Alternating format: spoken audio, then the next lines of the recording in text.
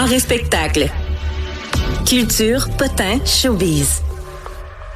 En spectacle, mais là, aujourd'hui, tu nous parles de ta discussion avec un camionneur qui a de l'expérience et qui regarde ça, vu d'en haut, vu de sa cabine, là, qui regarde comment les gens se comportent en cas de tempête. Ben, c'est parce qu'hier, moi, j'ai vu le carambolage sur la 20 à la hauteur de Drummondville où la route a été bloquée. On a dû être redirigé en sens inverse. Et j'ai vu les gens rouler vite, là, 110, 120 en pleine tempête, visibilité réduite. Je me disais, premièrement, il faut trouver une chanson thème pour des journées de même. Là. C'est pas mon pays, ce n'est pas un pays, c'est l'hiver. Non, on change la toune.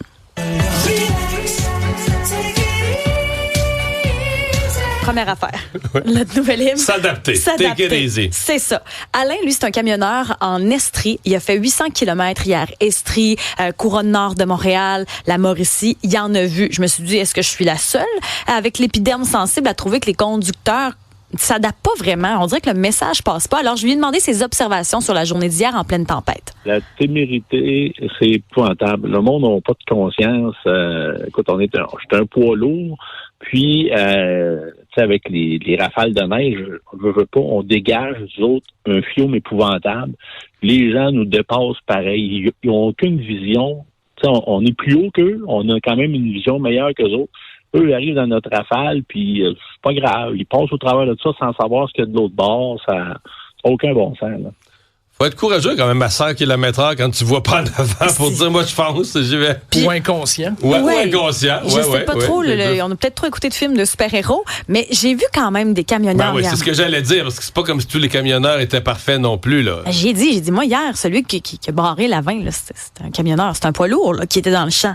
J'en ai vu aussi des poids lourds me dépasser hier. J'ai demandé de réagir à ça. Dans n'importe quel métier, il y a des lacunes. Je veux pas parler contre mes confrères de poids lourds, mais il y en a qui font pas attention. On n'est pas invincible non plus. Puis si on perd le contrôle de notre chargement, ça pardonne pas. Là. On se promène avec des armes, nous autres. Là. On peut tuer des gens dans le temps de le dire avec ça. Là. Il y a le vent aussi. Hein? Quand la boîte est vide en arrière, avec les vents qu'on avait, ça te pousse la remorque pas à peu près. Là. Ouais, quand la remorque est pleine, c'est comme il dit, c'est une arme en termes de poids. Puis quand la remorque est vide, c'est le vent qui devient l'ennemi. Alors, il y a des trucs, lui, monsieur Alain? Ben, au fait, parce que je disais, il me semble que le message passe pas. Puis il dit, moi, j'ai vu des gens changer leur façon de conduire en faisant une chose. Il y a une façon là qui est indéniable pour la prise de conscience. Le seul temps où le monde va réaliser, c'est quelqu'un qui a la chance d'embarquer dans un camion puis de voir de haut ce qu'on voit nous autres à terre, dans le fond, là. La distraction qu'on réalise pas quand on est sur le plancher des vaches dans nos berlines ou dans nos pick-up. Il dit c'est fou comment la conscience peut changer. Je sais pas si on pourrait faire des pubs de sensibilisation, justement, le point de vue d'un camionneur sur la route. Mais hier, en tout cas, on n'a pas adapté notre conduite. Puis c'est même à chaque année. Là. À chaque année, on a ces discussions-là. Ça revient au même. Je comprends pas. Nouvelle série sur les proches aidants. Ça, je voulais faire un petit aparté là-dessus parce que c'est disponible à compter d'aujourd'hui. Puis la plupart des gens ne savent pas qu'ils sont proches aidants. Il y a de la sensibilisation, mais on se reconnaît pas comme proche aidant. Et 75% des soins qui sont administrés, ce sont des proches aidants bénévoles qui s'occupent de leurs parents. Puis il y a un nouveau phénomène qui s'appelle les parents sandwich. Donc, ils ont des enfants de plus en plus tard et des parents vieillissants. Ils sont pris entre les deux dans un pic de carrière. Puis là, il y a une espèce de charge mentale. Des jeunes enfants et des parents âgés. Là. Oui. Et ça, on le voit de plus en plus avec ceux et celles qui ont des enfants un petit peu plus tard. Donc, c'est une série qui est pilotée par Anne-Marie Wittenshaw quand les rôles s'inversent. Et puis, il y a différentes personnalités qui vont raconter, entre autres, leur histoire. C'était le cas d'une ancienne collègue avec qui elle a travaillé, entre autres, à Musique Plus. Oui, c'est pas un congé de maternité, hein. C'est difficile à justifier. À justifier, c'est ça. Je me rends juste compte que s'il faut que je sois plus là pour ma mère, ben je vais le faire quitte à perdre mon travail, dans le sens où c'est pas ça qui est important. Hein? J'ai quitté mon travail. Puis j'ai dit à mes patrons, j'ai dit, est-ce que je suis là pour l'aider à guérir ou je suis là pour vivre sa fin de vie? Je le sais pas, mais je dois m'en aller. D'un point de vue sociologique, le fait que les femmes... J'ai quitté mon travail, il y a des implications financières. Oui, complètement. Surtout Anne-Marie Wittenshaw, quand tu es travailleur autonome, puis peu importe le type de métier que tu fais dans la vie. Alex Perron fait partie de ce documentaire-là, François Morancy, Pierre-Paul Alain. Il y en a plein, des spécialistes aussi. Je trouvais ça intéressant parce qu'il y en a peut-être qu'ils vont se dire, peut-être j'ai besoin d'aide. Des fois, il y en a de l'aide, puis les gens n'osent pas en demander parce qu'ils se reconnaissent pas dans la définition de proche aidant. Quand les rôles s'inversent, on voit ça où? C'est sur tout.tv, c'est déjà disponible. Oui, vraiment. Et c'est une job, d'ailleurs, qui est extrêmement vraiment prenante d'être proche aidant comme ça. Moi, ma conjointe a quitté son travail pour s'occuper de son père, puis c'est quelque chose qui marque à vie. C'est sous-estimé. À vie. Complètement. Ouais. Puis, comme on dit, s'il fallait que tombe sous la responsabilité du système de santé tous les cas de personnes qui sont aidées par un membre de la famille, oublie ça. On n'y arrive pas. Si on pense que le système est déjà engorgé. Ouais. Parce que 75% des soins des proches, ce sont des proches aidants qui les offrent à leurs proches. André-Sylvain, où vont nos impôts? Ben justement, tu poses la question sur l'impact que ça pourrait avoir sur le système de santé, tous ces gens-là. Il y a un merveilleux article sur journaldemontréal.com qui a un petit peu décortiqué quelques montants, disons, qui sont passés sous le radar, on va dire ça comme ça. Premièrement, le gouvernement du Québec va dépenser 15,2 millions de dollars pour l'achat de tablettes et d'ordinateurs dans les écoles. Ce qui fait un petit peu, disons, controverse dans cette dépense-là, tu sais, on a tendance à penser qu'on veut que les écoles soient de plus en plus à la up-to-date, si je peux le dire en franglais. À la fine pointe de la technologie. À la fine pointe de la technologie et tout ça parce que c'est supposé aider nos enfants. Sauf qu'il y a de plus en plus d'études qui démontrent que la lecture sur un écran versus la lecture dans un livre papier, la rétention d'informations est beaucoup moins importante. Beaucoup moins importante.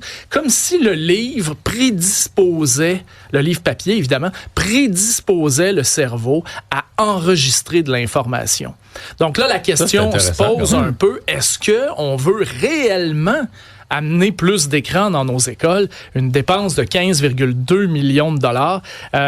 Écoute, c'est à peu près 3 millions de plus que l'an dernier. C'est une augmentation de 23,5 %. C'est récurrent. Depuis 2021, on parle de 55,5 millions de dollars qui ont été investis là-dedans.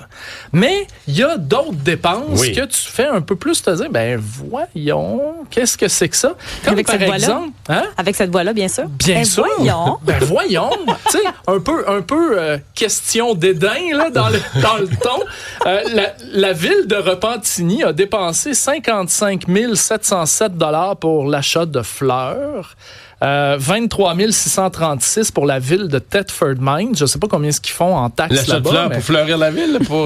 Ici, on fait un lien avec la Saint-Valentin, mais moi, je présume que c'est des fleurs. Moi, c'est ça. Moi, je présume que ça doit être des fleurs de terrassement. Tu sais, c'est bien beau quand tu arrives. Il y en a à Laval, là, d'ailleurs. Là, quand tu arrives sur la 15, là, c'est écrit en gros Laval, plein de fleurs. Il y a un coût relié à ces fleurs-là. Ça coûte quelque chose que ce soit beau. Voilà. C'est pas gratuit, le beau. Là, je te dirais que depuis hier, on les voit pas beaucoup. Non, là, les là, fleurs. sont cachés. Tu sais, on parle aussi d'une tondeuse à 137 000 $ pour la ville de Sainte-Julie. En comparaison, Saint-Jérôme-Deux-Montagnes en a acheté, eux autres, pour 40 000. Il y en a une que le gazon un petit peu mieux coupé que l'autre. Tu sais, à Sainte-Julie, c'est une tondeuse rotative neuve, sans cabine. C'est cher quand même. C'est quand même pas pire. Et 137 000 pour une tondeuse. Ouais, 137 000 pour une tondeuse. C'est un tracteur à pelouse, là. C'est pas une tondeuse. Quand même, mais elle coupe pas toute seule. Elle coupe l'herbe sur un moyen temps. Oui, c'est ça. L'herbe est droite. Tu peux même te couper l'herbe sous le pied. Puis l'herbe, des fois, elle est pas plus verte que le voisin. Bon. Mais celle-là ici, là, réellement, là, je pense qu'elle va faire sourciller pas mal tout le monde. Le ministère de l'Environnement, de la lutte contre les changements climatiques, de la faune et des parcs a nolisé un hélicoptère. Ça a coûté 133 500 $. Pourquoi? Pour capturer des caribous au lance-filet. Donc, moi, je vois bien, là, il y a quelqu'un dans l'hélicoptère avec probablement un lance-filet, un peu, tu sais, comme les chaussettes au Centre Bell. C'est parce qu'il n'y a pas de limite, là. Écoute, si tu parles aux écologistes, les caribous sont si précieux, si rares, il n'y a plus aucune limite de dépôt. Écoute, on est prêt à fermer des villages pour sauver les caribous. Ouais. Fait que là, 133 000 $ d'hélicoptère, c'est du petit change. C'est du menu C'est tellement flottant. pragmatique, Mario. Il y a l'ex-ministre Chrystia Freeland, candidate à la direction du Parti libéral, qui, malgré qu'elle n'ait pas l'air d'aller si bien dans sa course, continue à faire des propositions. Ben, je pense qu'elle a pas le choix en partant. Puis en plus, elle se bat sur le terrain de Mark Carney, qui lui est vu comme l'économiste avec un grand L. Elle a été ministre des Finances pendant 3 ans, quand même 4 ans. Oui, mais... Non, elle n'a pas la même réputation, c'est sûr. Exactement. Elle a une réputation politique, alors que l'autre a plus une réputation d'action. Là, elle veut proposer finalement d'aider les premiers acheteurs de maisons. Elle propose des trucs du genre, pour le CELIAP d'ailleurs, de faire passer le plafond de 8 000 à 10 000 $. Moi, j'ai envie de te dire encore, faut-il que tu aies l'argent pour le mettre dedans. C'est ça. Donc, elle propose aussi un espèce de crédit si tu payes ton loyer à temps. Est-ce que ça va réellement faire une différence? Congé de TPS également sur les constructions neuves qu'elle propose. Ça, c'est plus intéressant. Oui, sauf que d'un autre côté, est-ce que l'entrepreneur va dire, sais-tu quoi, je vais te la vendre à 75 000 $ de moins? Il va probablement te dire, non, je vais prendre 75 000 $ de plus sur le prix de vente de la maison. Ben, dans la loi de la concurrence, écoute, peut-être un petit bout. Mais ça c'est plus... qu'il n'y ait pas de taxe de vente sur ça, c'est peut-être une mesure plus intéressante. Parce que le CELIAP, déjà 8 000 $, il y a combien de jeunes ménages présentement qui ont de jeunes tout court, même pas en ménage, qui ont ça, une fois payé là, toutes tes dépenses, ton loyer, tes impôts, qui ont ça, il faut avoir un bon revenu annuel. Là.